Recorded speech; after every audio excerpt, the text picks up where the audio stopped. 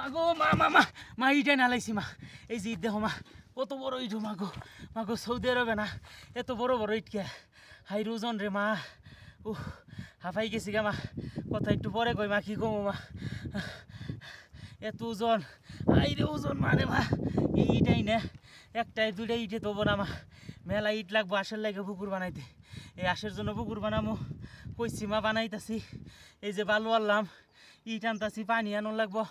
আরও কত কিছু যে বাকি আছে মা কইয়া বোঝান যাব না মা তুমি খালি দোয়া করো তোমার দোয়াই ইনশাল্লাহ সব কিছু সম্ভব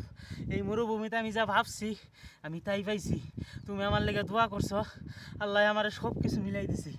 কাঠ খুঁটা লোহা আতুরি করাত আমার কোনো কিছু অভাব নাই মা সবই আছে আমার এই দুই হাত দামি সব কিছু বানা হারি নিঃশ্বাস নিয়ে হাঁটতেছি না মা কষ্ট হয়ে গেছে গা একটু জিরাই নই এই মরুভূমিতে না মা ময়রা থাকলেও কেউ দেখবো না 2-3 দিন পরে যদি কেউ যদি দেখে যে মরুভূমিতে একজন মানুষ মরে রয়েছে যখন গন্ধ ছুটবো তখন আর কি বুঝছো মা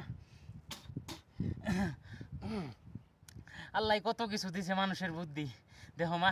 নিজের হাতে মানুষ কত কিছু বানায় বড় বড় বিল্ডিং বানায় বড় বড় বিমান বানায় এটি আবার আকাশ ধরে অন্য দেশে যায় তাহলে বুঝো মা মানুষের মাথায় কত বুদ্ধি আলহামদুলিল্লাহ কবা মা আর আমার লেগে দোয়া করবা ইনশাল্লাহ আমি এন থেকে সফল হইয়া তারপরে বাইতে যাবো কি কো মা আবার মানুষ কব যে পাগল হয়েছে এই লোকটা আসলে পাগল হয়েছে ভাই শখের জিনিস 80 তোলা শখের জিনিস পালবার গেলে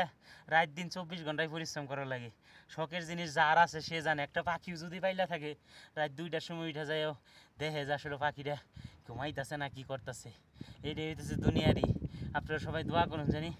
এই আল্লাহ ভরসা আমি যা নিয়ত করছি আশের জন্য পুকুর আমি বানাবো দোয়া করেন আসসালামু আলাইকুম